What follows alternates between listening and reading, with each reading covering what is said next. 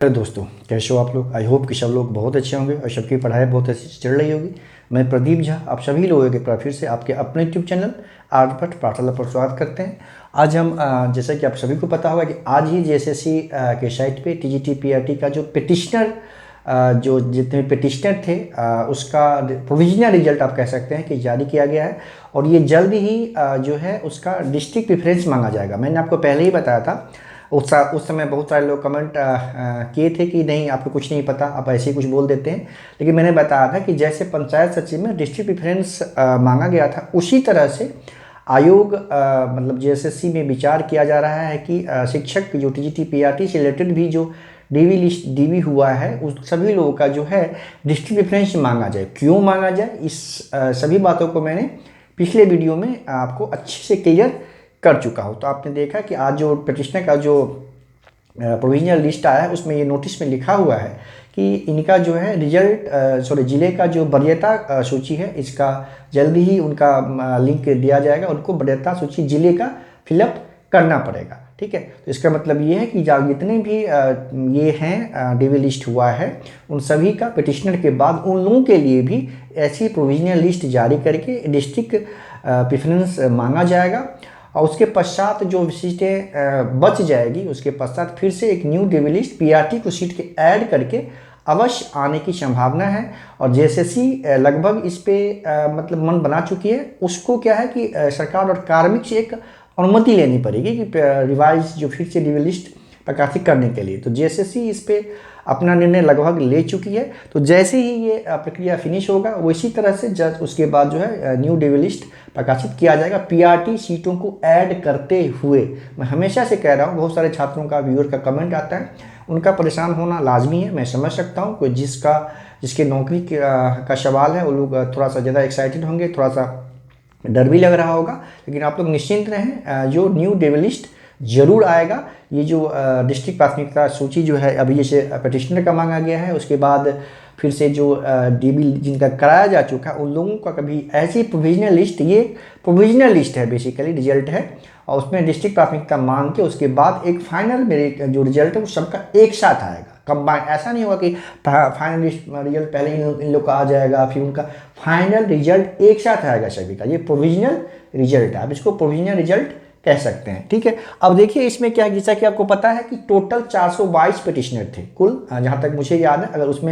अगर मैं कुछ गलत बोल रहा हूँ तो आप लोग कमेंट करके मुझे सही कर सकते हैं। मुझे जानकारी है कि कुल जो ओरिजिनल पिटिशनर थे हाई कोर्ट में वो 422 थे। तो उसमें से आप देखिए कि आज जो लिस्ट जारी किया गया है उसमें आप देख सकते हैं कि हिस्ट्री सिविक्स के अंतर्गत जो है 123 लोगों का रोल नंबर है, हिंदी के अंतर्गत 29 लोगों का रोल नंबर है, फिजिक्स मैथ में 31 लोगों का, बायोलॉजी केमिस्ट्री में जो है 25 लोगों का रोल नंबर है, ज्योग्राफी में 31 लोगों का, इंग्लिश में 23 लोगों का, फिर संस्कृत में 5 का है, फिर फिजिकल एजुकेशन में 20 लोगों का रोल नंबर है, होम साइंस में 3 का, और कॉमर्स में 18 का है, और म्यूजिक में 2 का।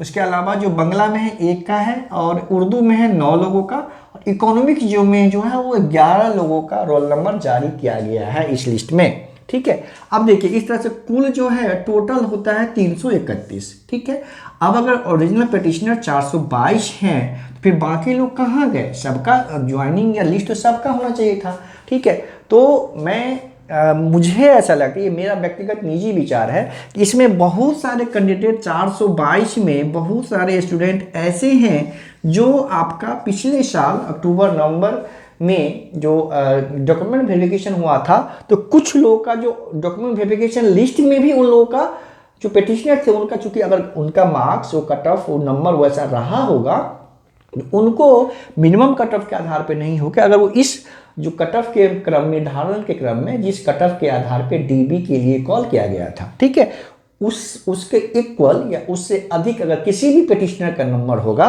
तो वो तो उसमें शिफ्ट कर जाएंगे ना। तो वैसे कुछ पिटिशनर ऐसे हैं, संख्या मुझे नहीं मालूम ऐसे, लेकिन कुछ पिटिशनर हैं जो उस डीबी लिस्ट में उनको शामिल किया गया है। क्यों शामिल किया गया है?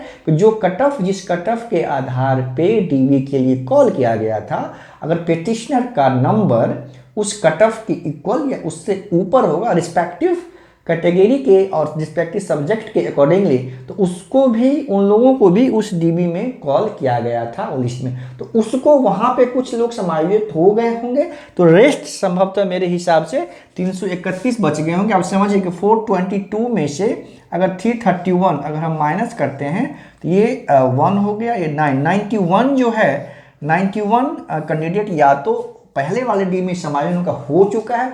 आप समझिए अगर कुछ का नहीं भी हुआ होगा, लेकिन मेरे हिसाब से मैक्सिमम लोगों का, पेटिशनर का जो डीबी लिस्ट में समायोजन हो चुका होगा। ये मेरा व्यक्तिगत विचार है, ऐसा मेरा लॉजिक के आधार पे मैं ऐसा कह रहा हूँ, क्योंकि एक मेरिट लिस्ट पेटिशनर को किसी को पेंडिंग में नहीं जाना सबको, इसमें सबको, जितने भी पेटिशनर हैं सबका समायोजन होना है, ठीक। तो उसको ऐसा नहीं किया जेएसएससी करेगी कि कुछ को बचा के बाद के लिए रखेगी, ऐसा नहीं होगा। तो मेरे हिसाब से जो पेटिशनर होंगे, रेस्ट पेटिशनर 91 पेटिशनर जो हैं, जो ये जो पूर्व में जो 2022 के अंत के 2-3 महीनों में जो डीबी लिस्ट हुआ होगा, उनमें उनका कॉल आ गया होगा, क्योंकि उनका मार्क्स जो है उस कट ऑफ से ऊपर होगा, अधिक होगा या उसके इक्वल होगा।